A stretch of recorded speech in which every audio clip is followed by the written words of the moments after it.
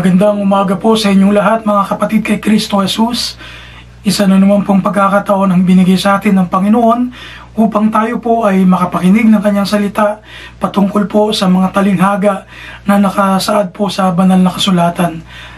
At sa araw po na ito ay samahan niyo po akong muli sa pakikinig ng isa na namang talinghaga na mapupulutan po natin ang aral at tingnan po natin kung ano yung mga nais ng Diyos na malaman po natin sa likod ng talinghagang ito. Ang pamagat po ng ating message sa oras po na ito ay may pamagat na How to be Content.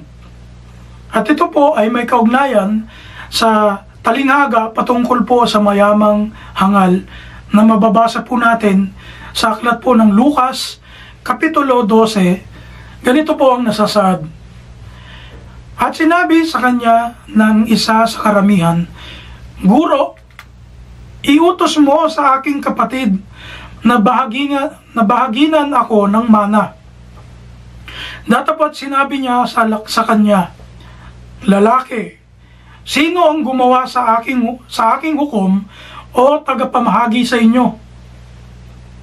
At sinabi niya sa kanila, Mangagmasid kayo at kayo'y mangag-ingat sa lahat ng kasakiman, sapagkat ang buhay ng tao ay hindi sa kasaganaan ng mga bagay na tinatangkilik niya.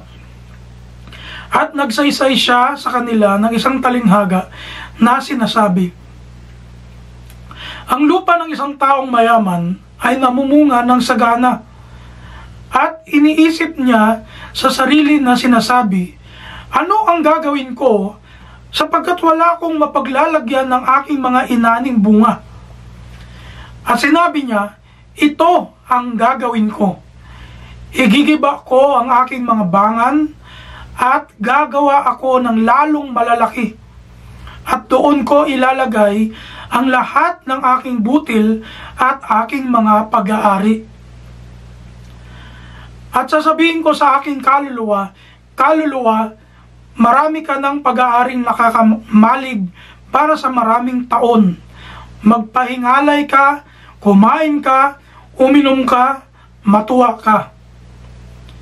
Datapot sinabi sa kanya ng Diyos, Ikaw na haling, hihingin sa iyo sa gabing ito ang iyong kaluluwa, at ang mga bagay ni inihanda mo ay mapapasa kanino kaya? Gayon nga ang nagpapakayaman sa ganang kanyang sarili at hindi mayaman sa Diyos. Pagpalain po tayo sa pagkabasa at pagkarinig ng kanyang salita. Mga kapatid, kung napapansin nyo po, sa panahon natin ngayon, nauuso po yung salitang sana all. Bagamat hindi naman minsan masama pakinggan, pero po minsan ito rin po ang nagtutulak sa tao na para maging inggitin, para maging sakim, para sabi nga magkaroon ng jealousy sa kanyang puso, na magcovet, maging sakim, maging mapaghangad ng mga bagay nang meron yung ibang tao na wala tayo sa ating buhay. Kaya minsan nagiging problema po natin ngayon, lalo na sa mga Kristiyano, na kapag po tayo hindi nag-ingat sa ating puso, tayo po ay magiging sakim at magiging mapaghangad ng mga bagay na hindi naman kailangan natin talaga sa ating buhay. Sa oras po na ito mga kapatid, pag-uusapan po natin paano po ba maging kontento. At pag-aralan po natin ang mga sagot sa pamamagitan po ng parable na ating pong nabasa kanina patungkol po sa mayamang hangal. Bago po tayo magpatuloy, ano po ba ang ibig sabihin ng contentment o pagiging kontento? Ang sabi po ng dictionary, contentment is the quality or state of being content or being satisfied in life. Ito daw po pala na pagiging kontento ay yung pagiging satisfied mo sa iyong buhay. Yung wala ka nang hinahanap, wala ka nang hinahangad, kung ano yung meron ka sa oras na ito, ay masaya ka na doon, hindi ka na naghahangad. At alam niyo po ba na sa Biblia, minsan po nagsabi po si Apostol Pablo ng ganito. Sa Filipos chapter 4 verse 12, o Philippians chapter 4 verse 12, sa English version po, ang sabi rito, I know what it is to be in need, and I know what it is to have plenty. I have learned the secret of being content in any and every situation, whether well-fed or hungry, whether living in plenty or in want. Dito po sa Biblia, mga kapatid, nakita po natin na meron pong sinasabi si Apostol Pablo ng sekreto ng pagiging kontento. Ang tanong, ito po ba talaga ay sekreto sa ating mga Kristiyano? Kung talaga tayong masugid na nagbabasa, nag-aaral, at sumasaliksik ng kalooban ng Panginoon sa ating mga buhay, ito pong sinasabi dito ni Pablo na secret of being content, ay hindi po ito sekreto sa atin. Dahil po, sa Biblia, napakarami pong talata, napakaraming references na nagtuturo sa atin kung paano po tayo maging kontento sa buhay na ito. At isa na po sa dapat po natin gawing modelo ay yung mga early Christians, yung mga unang Kristiyano na tinawag ng Panginoon sa Biblia. At sabi ko po rito, early Christians should be our example of contentment in life. Though many of them were poor and considered the least in society, they faithfully served Christ and joyfully shared God's word despite their circumstances. Napakarami po noon ng mga tinawag ng Panginoon Jesus na mga mahihirap, kabilang na po yung mga apostol na mga walang pinag-aralan, mga mangingisda, at pagkatapos po ng mga apostol, yung mga sumunod pa sa kanilang mga Kristiyano ay mga mahihirap din. At kung meron mang mayayaman ay kakaunti po sila. Kaya po, bilang modelo ng pagiging kontento nating mga Kristiyano sa panahon natin ngayon, tingnan po natin yung buhay ng mga unang Kristiyano. Bakit po natin kailangan malaman? O bakit kailangan po natin matutunan maging kontento? Itong tinatawag ni Paul na secret of being content. Why? Ang sabi ko po rito, because there is what we call wrong contentment. Hindi po lahat ng pagiging kontento ay tama. Minsan po, yung pagiging kontento ay nagtutulak po sa tao na maging tamad. Sana po hindi po makita sa buhay natin ito. Yung tipong, yung mga uri ng tao na yung pagiging kontento nila sa buhay ay yun po yung nagtutulak sa kanila na para maging tamad, na para hindi na magtrabaho. Kontento na kasi sila eh. Kung ano yung kanilang estado ngayon, hindi na sila nag-grow, hindi na sila umunlad. At yun po ay hindi kagustuhan ng Panginoon sa atin. Ang gusto po ng Panginoon sa mga Kristiyano, sa mga anak niya, tayo po nag-grow. Bagamat nagtuturo po siya ng pagiging kontento, ito po yung tamang kontento. Ano po? Yung hindi mapaghangad. Pero kung tayo naman po ay naging kontento to the point na hindi na po tayo umusad sa buhay, hindi na tayo naghanap ng trabaho, hindi na tayo lumago sa pananampalataya, hindi na tayo nag-improve sa ating ugali, maling kontento po yan. At sana naintindihan po natin. Sabi ko kanina, ito po ay sikreto ayon kay Pablo, yung pagiging kontento. Is it really a secret? Sa mga Kristiyano po, hindi po ito sikreto. If we really or truly read and understand our Bible, then it is not secret at all. Sabi ko po rito, it remains a secret only to those who read the scriptures without a genuine desire to understand its message. Ito po ay nagiging sekreto lang doon sa mga taong nagbabasa nga ng Biblia, pero hindi naman po inuunawa yung binabasa po nila. Pero sa ating pong nagbabasa, umuunawa, sumasaliksik, ito pong pagiging kontento ay hindi po sikreto sa ating buhay. Ito po ay hinahayag ng Panginoon, pinapaunawa ng Panginoon, na tayo po sa buhay na ito dapat tayong matutong maging kontento. Sa oras po na ito, mga kapatid, hayaan nyo pong bigyan ko kayo ng mga aral sa likod po ng talinghaga natin pong binasa kanina. 3 mahalagang aral upang malaman po natin at matutunan natin kung paano po maging kontento. Number 1, ang sabi ko po rito, to be content means learning not to desire what others have. Kung babalikan po natin yung sa verse 15, ang sabi po rito sa wikang English, and he said to them, take heed and beware of covetousness, for one's life does not consist in the abundance of the things he possesses. Napansin niyo po yung salita doon ni Kristo, na sabi niya sa Tagalog, mangagmasid kayo at kayo'y mangag-ingat sa lahat ng kasakiman. Ano po yung pinapamasid sa atin ng Panginoon?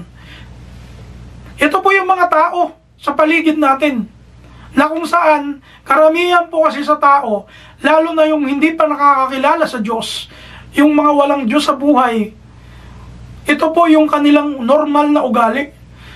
Sila po ay mga sakim sa buhay. Magmasid po tayo. Tingnan natin. O baka naman yung sarili natin mismo yon. Baka yung sarili nating pamilya yon. Magmasid po tayo at mag-ingat, ang sabi ng ating Panginoon. Bakit? Kasi po yung mga sakim, yung mga mapaghangad sa buhay na ito, hindi po yun pinagpapala ng Diyos eh. Siguro nga, marami silang material things sa buhay. Siguro nga, nandun na sa kanila lahat ng bagay.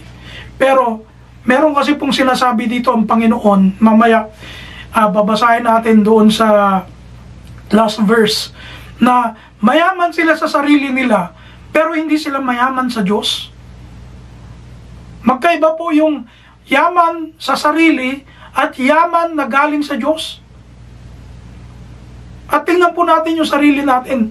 Alin po yung yaman na iniimpok po natin? Ano po yung yaman na meron tayo sa ating buhay? Bakit? Sabi po ni Christ dito sa verse 15, sapagkat ang buhay ng tao ay hindi sa kasaganaan ng mga bagay na tinatangkilik niya. Hindi po pala basihan ang mga material na bagay, yung mga possession natin, yung mga bagay sa buhay natin, hindi po pala yan basihan para masabi natin binibless tayo ng Panginoon. Dahil mayroong mga tao na bagamat marami na po sila sa lahat ng sabi nga resources, meron na sila sa buhay, pero hindi pa rin sila masaya sa kanilang buhay. Meron naman pong mga kulang sa buhay, pero sagana po sila sa blessing ng Panginoon. Kaya tama po itong sinabi ng ating Panginoon, na sabi niya dito, for one's life does not consist in the abundance of the things he possesses. Oo nga, napakarami mong ang lupa, napakarami mong bahay, napakarami mong kotse, pero wala ka naman sa Panginoon, ay isa pa rin kalugihan yan sa ating buhay. At kaya nga po si Apostol Pablo, nung talagang lumalim na siya sa Panginoon, itunuring niya yung kanyang mga possession, itinuring niya yung mga gamit niya na pawang basura sa buhay. Garbage, ang sabi niya. Kasi mas nakilala ng Apostol Pablo na ang reward ng Panginoon sa langit ay mas mahalaga kaysa sa mga bagay dito sa lupa. Alam niyo po, sa ibang version ng Biblia, hindi po covetousness ang ginamit dito sa verse 15 eh. Sa New Living Translation, ang ginamit po doon, pakinggan niyo po, sabi rito, "Then he said, beware, guard against every kind of greed." Tingnan niyo po, ang ginamit po rito ay greed, hindi po covetousness. Ganon din po sa Christian Standard Bible Version, ang sabi po rito, "Watch out and be on guard against all greed." Ayan, greed na naman po yung ginamit na word, hindi po covetousness. At ganoon din po sa NIV version, ang sabi rito, "Watch out, be on your guard against all kinds of greed." Ngayon, siguro magtatanong tayo, bakit greed yung ginamit po na salita sa ibang mga version, hindi po covetousness? Bakit kaya? Alam niyo po, napakatindi ng kasalanan kapag tayo po ay nagiging sakim. Kung naalala niyo po, ito po yung, kung di ako nagkakamali, ay ito po yung last na utos sa 10 utos sa Old Testament. Yung bawal kang maghangad ng bagay ng kapwa mo. Diba po? Yun po yung ika-10 utos eh. Do not covet, yung pagmamayari ng ibang tao. Eh kung nung Old Testament po utos na ito, how much more nung panahon po ng New Testament ng Panginoong Jesus, nang siya po ay nagtuturo, sabi niya po, magmasid, mag-ingat sa lahat ng uri ng kasakiman. Sa katunayan po, inulit po ito ni Apostol Pablo nung siya po ay sumulat kay Timoteo. Ang sabi niya po rito sa unang Timoteo 6, sa talatang 6 hanggang 8, "But godliness with contentment is great gain. For we brought nothing into the world, and we can take nothing out of it. But if we have food and clothing, we will be content with that."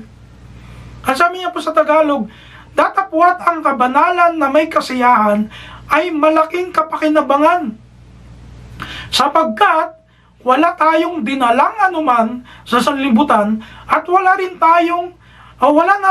naman tayong mailalabas na anuman. Ngunit kung tayo'y may pagkain at pananamit, ay masisiyahan na tayo doon. Sa mga Kristiyano, mga kapatid, tinuturuan tayo ng Diyos na tayo po'y maging kontento. Marami kasi po sa panahon natin ngayon na hindi makontento sa buhay.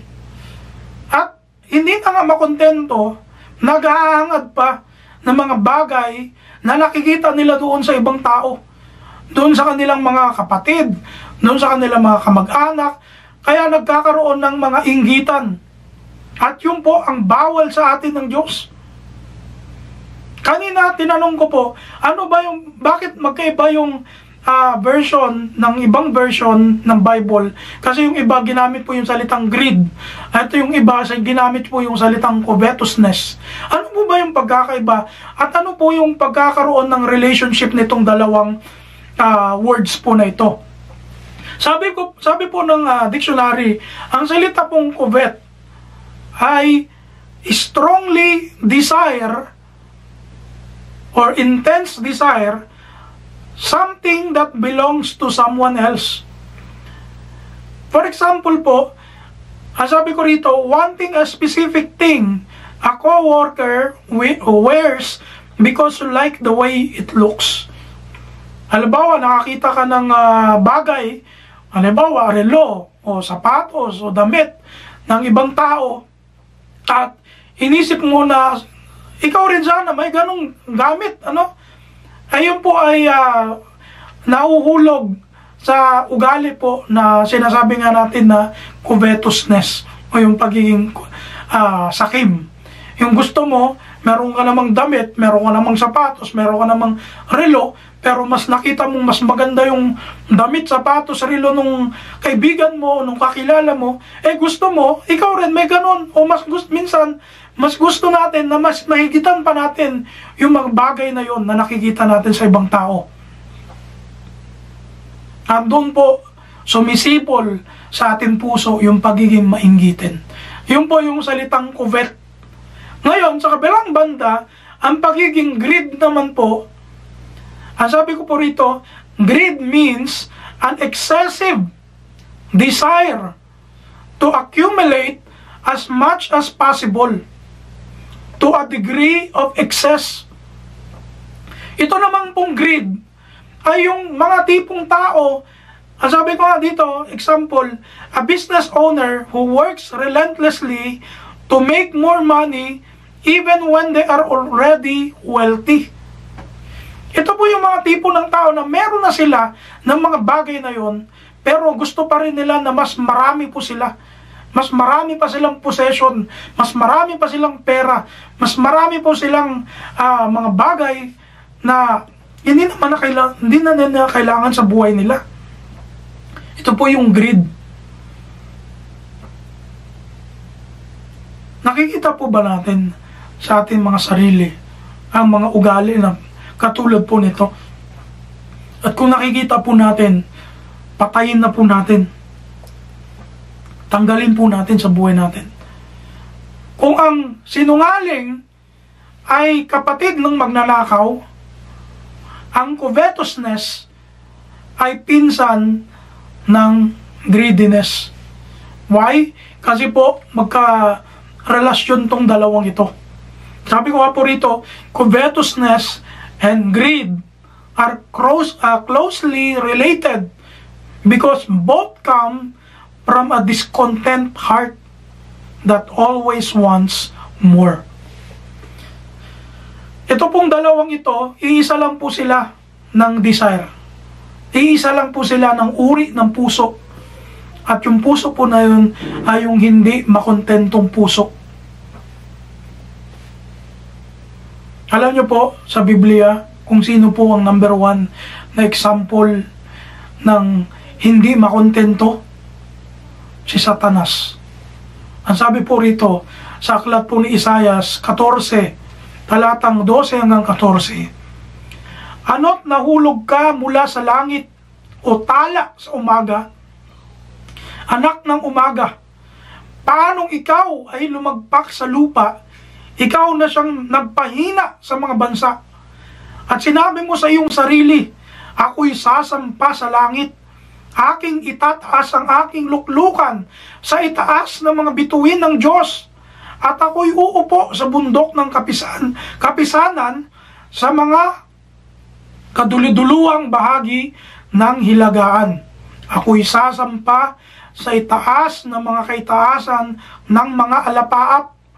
Ako'y magiging gaya ng kataas-taasan.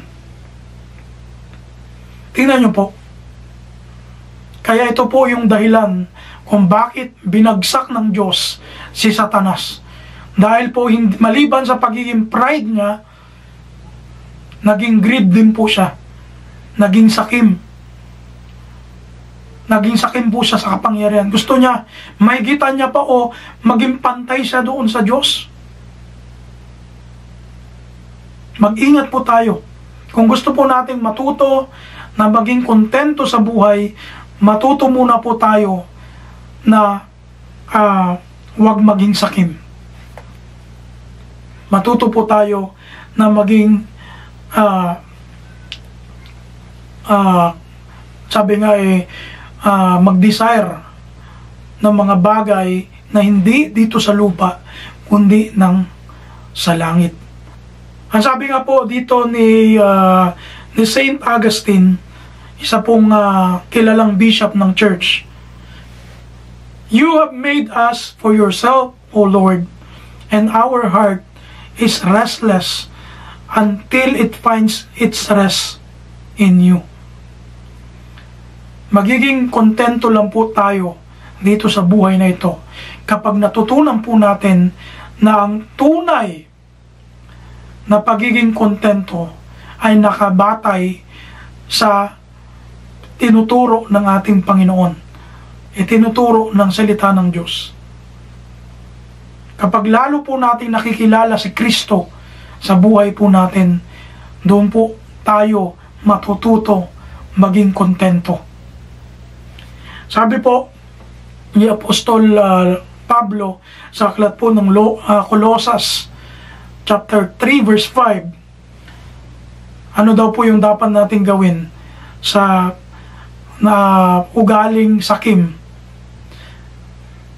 Patayin nga ninyo ang inyong mga sangkap ng katawang nangasa ibabaw ng lupa. Ano daw po yun?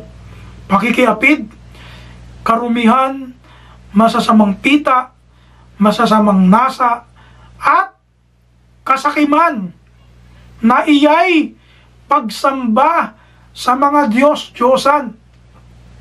Kung noong unang panahon po ang pagsamba sa Diyos-Diyosan, lumuluhod po sila sa mga ribulto, sa mga, sabi nga, sa mga kahoy, sa mga bato.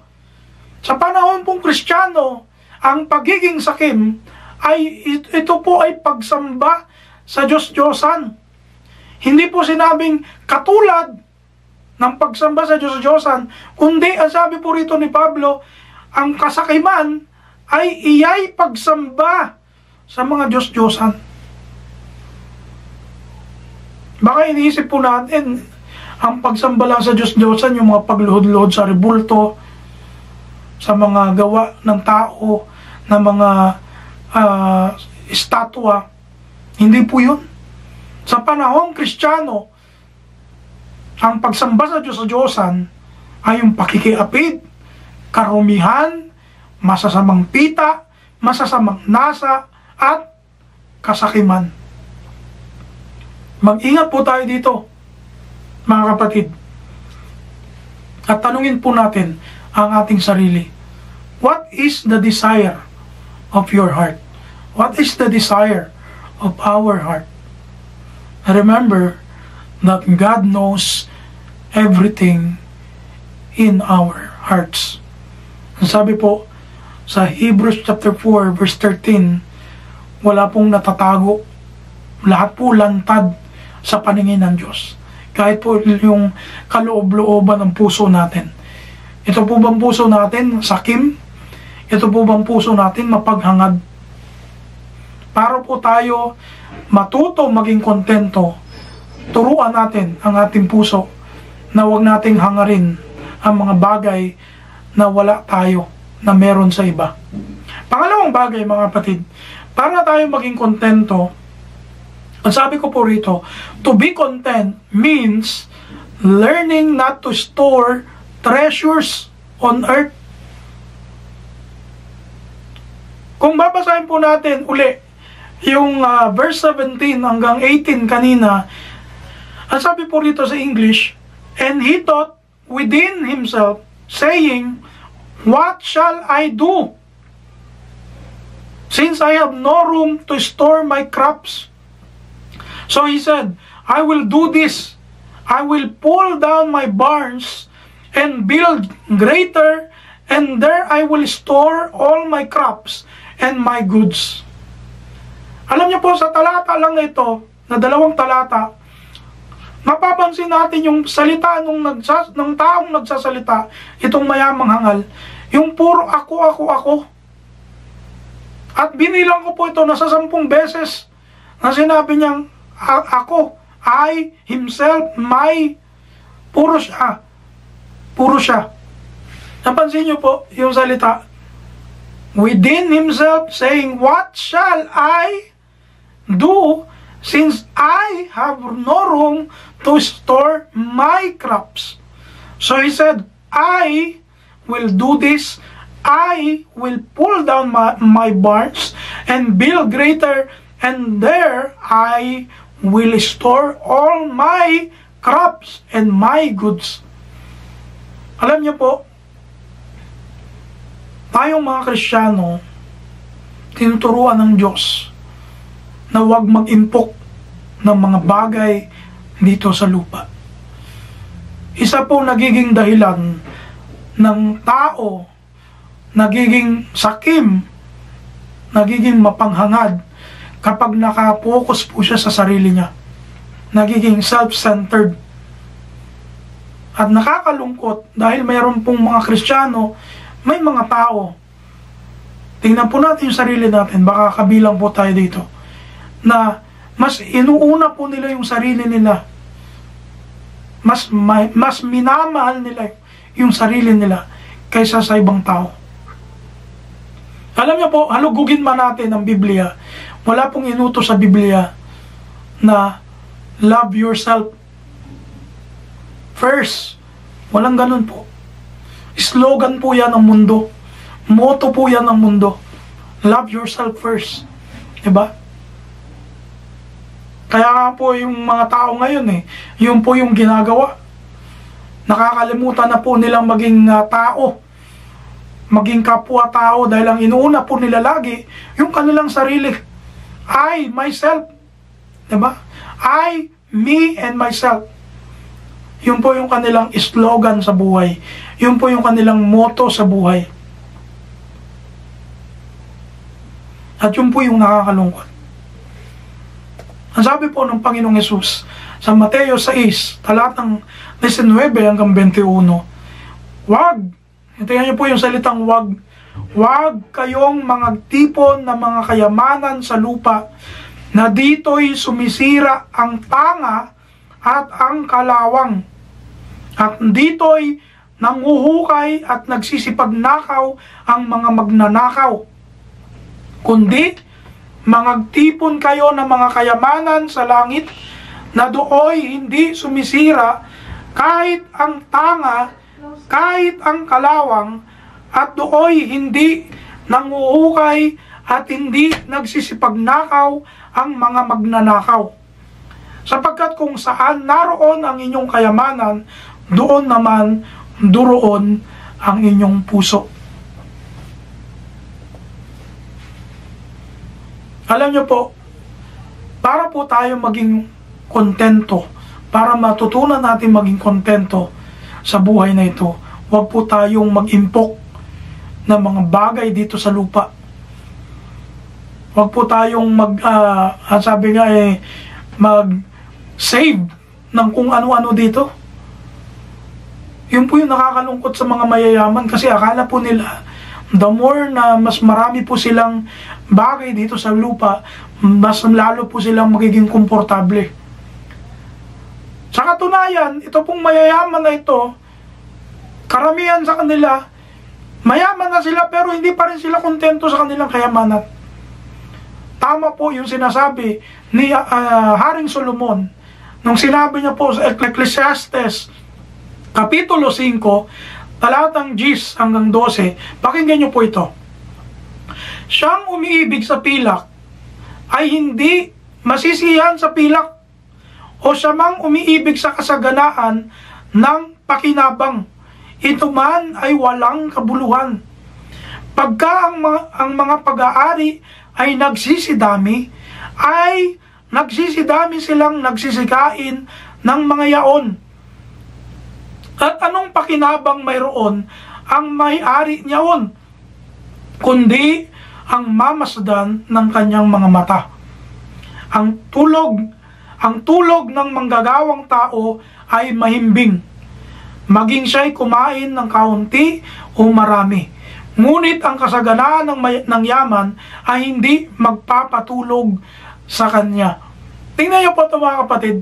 Kaya mas maigi po yung yung sapat lang tayo. Kaysa yung mayaman tayo na ang dami-dami nating bagay sa bahay natin. Ang dami-dami nating possessions. Kasi the more daw po na mas marami tayong yaman, ay hindi po tayo nakakatulog ng maayos. Kasi lagi nating inisip, baka nakawin na ng ibang tao yung bagay natin, yung yaman natin. Diba? Kaya po, sabi rito ni Solomon, mas maigi pa yung nagtatrabaho nakakatulog ng mahimbing. Kaysa yung mga taong sagana sa lahat ng bagay, sagana rin yung kanilang anxiety sa buhay. Sagana rin yung kanilang stress sa buhay. Ang sabi ko po rito, today, many churches have become a source of motivation for people to pursue riches and wealth rather than spiritual growth. Minsan po, meron pong isang tao nagsabing ganito, if you want to get rich, you start a religion. At ang nagsabi po nito ay ang founder po ng Scientology Church na walang iba kundi si Mr. L. Ron Hubbard. Kaya nga po yung church niya ngayon yung Scientology Church, napakayaman. Minsan po may mga tao sa panahon natin ngayon na yun yung motivation nila, kaya po sila pumupunta ng iglesia, pumupunta ng relihiyon, sumasanib sa isang relihiyon para iniisip po nila, inaakala nila na mas lalo po silang magiging mayaman pag sila po ay umanib sa relihiyon na yun. At ito po ay nangyayari sa panahon natin ngayon. Ang sabi po ng Biblia sa Kawikaan 15, talatang 16, maigi ang kaunti na may pagkatakot sa Panginoon kaysa sa malaking kayamanan na may kabagabagan. Mas maigi na po, nakakaunti po yung ating kung anong meron po tayo sa lupa na ito, sa mundong ito, na nasa Panginoon po tayo. Kaysa yumaman naman tayo, naging sakim tayo, nawala tayo sa Panginoon, nawala tayo sa faith. Isa pong kalugihan yan sa buhay natin. The more you understand the rewards that await you in heaven, the less desire you'll have to store up treasures here on earth. Mga kapatid, para po natin matutunan maging kontento, huwag po tayong mag-impok ng kayamanan dito sa lupa. Dahil po ang nag-iimpok po rito sa lupa ay yung mga taong totoong lugi sa totoong reward ng ating Panginoon. Mag-impok po tayo ng ating kayamanan doon sa langit, doon po sa reward, kung saan po yung puso natin, nandun po ang ating kayamanan, sabi ng Panginoon. Number 3, at ito po ang last na lesson na makikita po natin sa talinghagang ito. To be content means learning that life on earth is temporary. Sa verse 20 hanggang 21, ang sabi po roon ng Panginoon sa kanyang talinghaga, but God said to him, Fool, this night your soul will be required of you. Then whose will those things be which you have provided? So is he who lays up treasure for himself and is not rich toward God.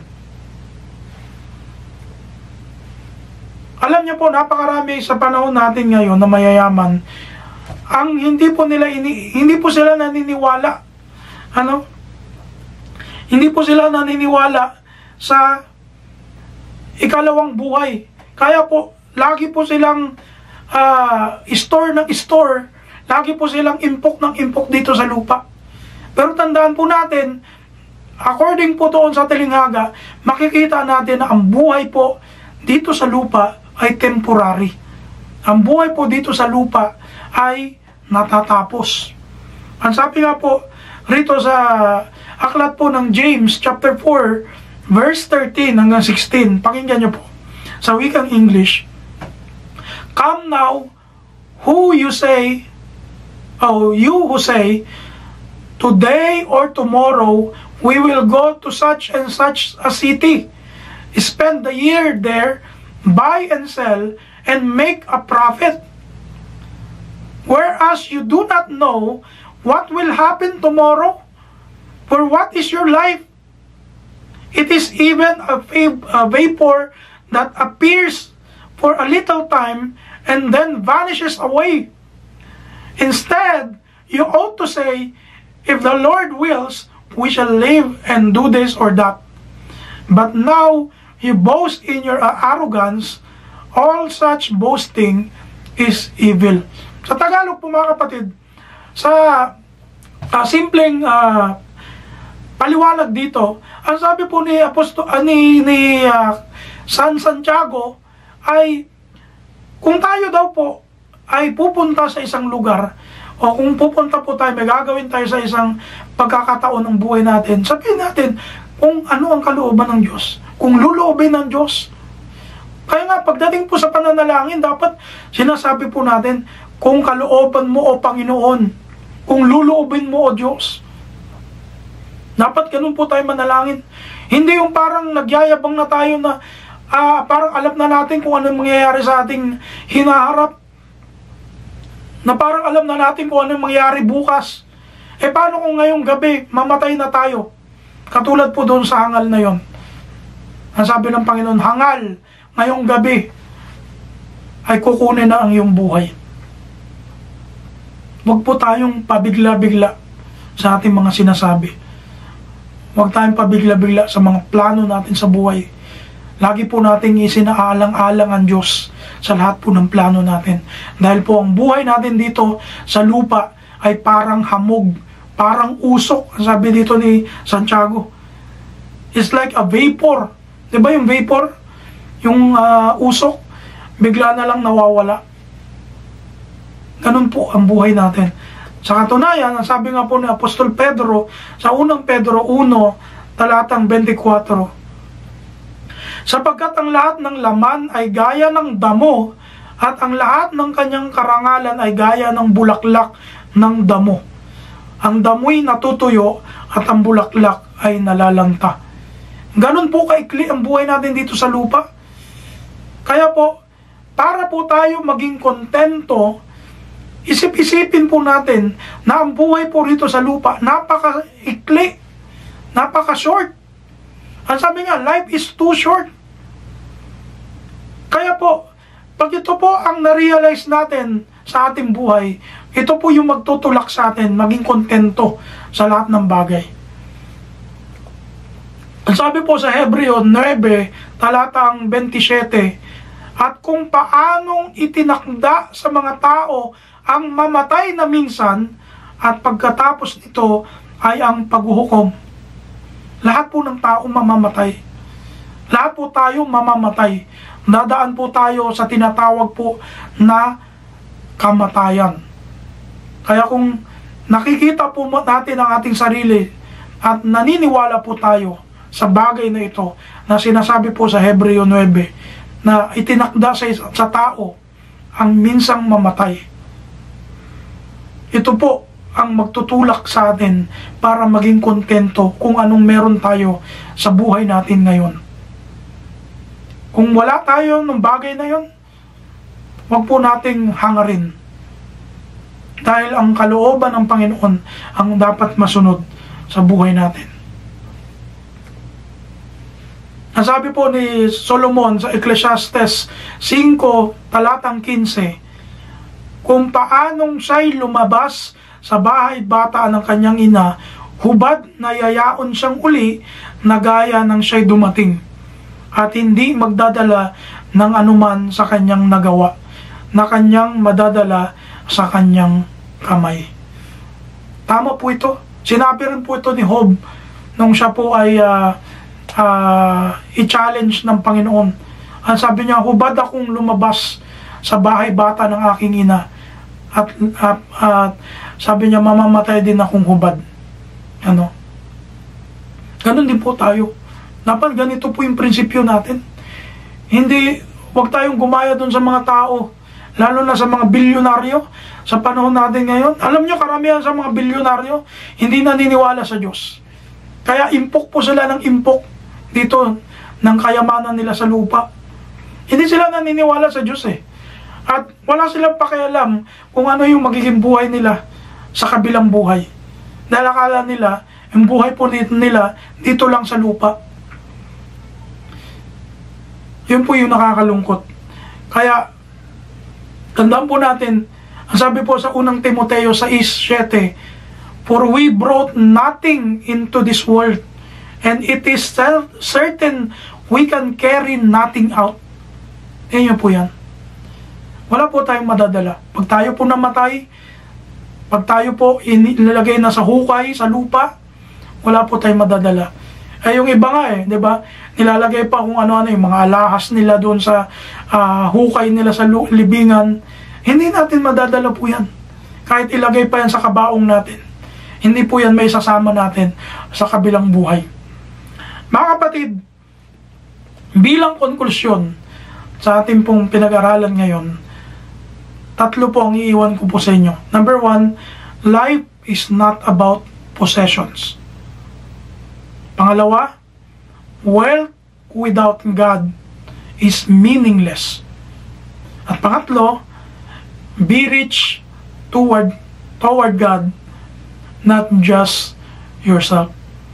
Maging mayaman tayo sa Diyos at hindi sa mga bagay dito sa lupa. At sa gayoy, matututunan po natin maging kontento, maging satisfied dito sa buhay natin.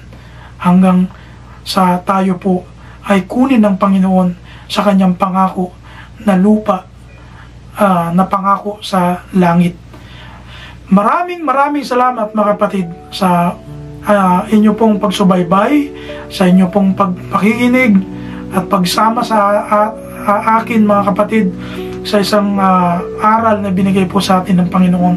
At nawa po, patuloy po na makita sa ating buhay ang pagiging kontento at wag po tayo maging sakim, wag po tayo maging mapaghangad at tayo po ay makita ng Panginoon na namumuhay ayon sa kanyang kalooban.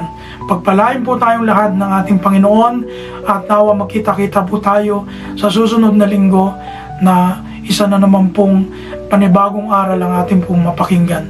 Pagpalain po tayo ng Panginoon at iniiwan ko po ang kapayapaan ng ating Panginoon sa ating lahat. God bless po.